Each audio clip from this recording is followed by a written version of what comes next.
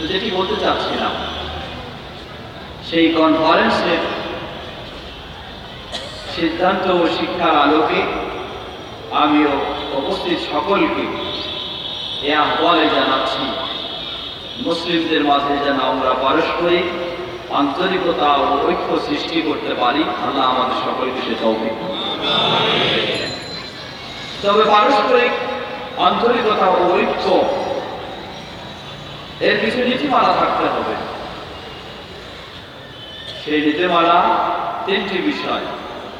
এক নম্বর হচ্ছে আল কোরআনুল কারীম, দুই নম্বর হচ্ছে সহিহ হাদিস, তিন নম্বর হলো সাহাবায়ে কেরামগণ যেভাবে কোরআন এবং সুন্নাহকে বুঝেছেন সেভাবে। এই তিনটি নীতির আলোকে আজকে মুসলিম উম্মাহ ঐক্য হওয়াটা তাদের জন্য একটি গুরুত্বপূর্ণ ফরজ। আল্লাহ সুবহানাহু ওয়া তাআলা আমাদেরকে সর্বস্তরের মুসলিমদেরকে এই তিন নীতিমালার আলোকে যেন আমরা ঐক্য হতে পারি, আল্লাহ আমাদের সকলকে সে তৌফিক দান করুন। সম্মানিত দিতে পারে না, বিশেষ করে আরো বেশি গুরুত্ব দেওয়া দরকার। আপনি যখন বিশ্বাস করেন এবং মনে করেন যে আপনার ইসলাম মানেই হলো কোরআন এবং সহিহ হাদিস, আপনার ইসলাম মানেই হলো রাসূল সাল্লাল্লাহু আলাইহি ওয়াসাল্লাম ও সাহাবায়ে কেরামের আদর্শ, তাহলে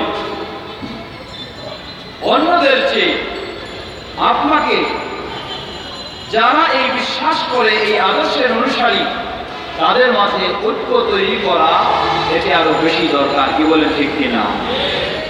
আজকে যেমন আফসোস করে বলতে হয়, গোটা বিশ্বে মুসলিমদের বিরুদ্ধে যত কোয়ালিটির অমুসলিম তারা যেমন সব এক প্ল্যাটফর্মে অবস্থিত হয়েছে। আমাদের এই ছোট্ট দেশ হলেও জনসংখ্যা এত কম নয়, জনসংখ্যার দিক থেকে পৃথিবীর মাঝে একটি অন্যতম দেশ।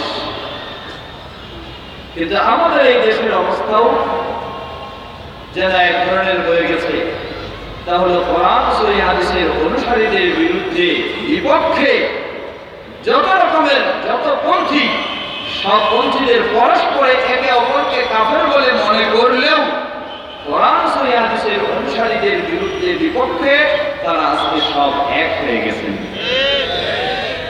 কিন্তু দুঃখের বিষয় হলো আমাদের জন্য, আমরা সঠিক দাবি করা সত্ত্বেও, সঠিক মনে করা সত্ত্বেও আমাদের তার চেয়েও আরো বেশি ঐক্য হওয়া দরকার ছিল, কিন্তু সেই ক্ষেত্রে আমরা অনেকটি দূরে রয়েছি। তাই আমি প্রথমে আমার নিজেকে, এই সহিহ আকীদা সকল আলেম সমাজকে এবং সকল জনসাধারণ দ্বীন ভাইদেরকে আহ্বান জানাবো, আসুন পরস্পরে যেন আমরা কোরআন সহিহ হাদিসের আলোকে, এই নীতিমালার আলোকে আমরা যেন আমাদের দ্বীনের স্বার্থে, কোরআন ও সুন্নাহর স্বার্থে, সহিহ আকীদা প্রচার প্রসারের স্বার্থে আমরা যেন আরো ঐক্য হতে পারি। আল্লাহ আমাদের সকলকে সে তৌফিক দান করুন। বিভিন্ন বিষয়কে কেন্দ্র করে, ছোট্ট ছোট্ট কিছু বিষয়কে কেন্দ্র করে আজকে দেখা যায় যে গবেষণা বেশি চলতেছে। বিশেষ করে যুব সমাজ এর মাঝে এমন কিছু রয়েছেন যারা আসলে কোরআন হাদিসের যেমন দক্ষতা যোগ্যতা নেই, কিন্তু ছোট্ট কিছু খুঁটিনাটি মাসআলাকে কেন্দ্র করে এতই গভীরে গিয়ে মানুষের মাঝে বিভক্তি সৃষ্টি করার চেষ্টা করছে, এটি কখনো ভালো দিক নয়। আমরা অবশ্যই বলবো, কেউ হয়তো বলতে পারেন যে কোন নীতিমালার আলোকে আমরা এক হব। বলেছি আগে যে আমাদের নীতিমালা হলো কোরআন এবং সহিহ সুন্নাহ ও রাসূল সাল্লাল্লাহু আলাইহি ওয়াসাল্লাম ও সাহাবায়ে কেরামদের আদর্শ, এটাই আমাদের নীতিমালা। এই নীতিমালার আলোকে আমাদেরকে এক হতে হবে। একজন আরেকজনের একটা মাসআলার ক্ষেত্রে ভুল বুঝাবুঝি থাকলে এ কারণে আপনি দূরত্ব সৃষ্টি করবেন, এমনটি কখনো সাহাবীদের আদর্শ ছিল না। কখনো এমনটি সাহাবীদের আদর্শ ছিল না। রাসূল সাল্লাল্লাহু আলাইহি ওয়াসাল্লামের খোলাফায়ে রাশিদিন, সেই আবু বকর রাদিয়াল্লাহু আনহু, ওমর রাদিয়াল্লাহু আনহু, ওসমান রাদিয়াল্লাহু আনহু, আলী রাদিয়াল্লাহু আনহু, তাদের সময়ের অবস্থাটা একটু চিন্তা করে দেখবেন। রাসূল সাল্লাল্লাহু আলাইহি ওয়াসাল্লামের অবর্তমানে মাসআলার কিছু বোঝার ক্ষেত্রে কোনো ছোটখাটো বিষয়ের ক্ষেত্রে তাদের মধ্যে পার্থক্য থাকলেও এ কারণে তারা কখনো তাদের ঐক্যকে ভঙ্গ করেননি।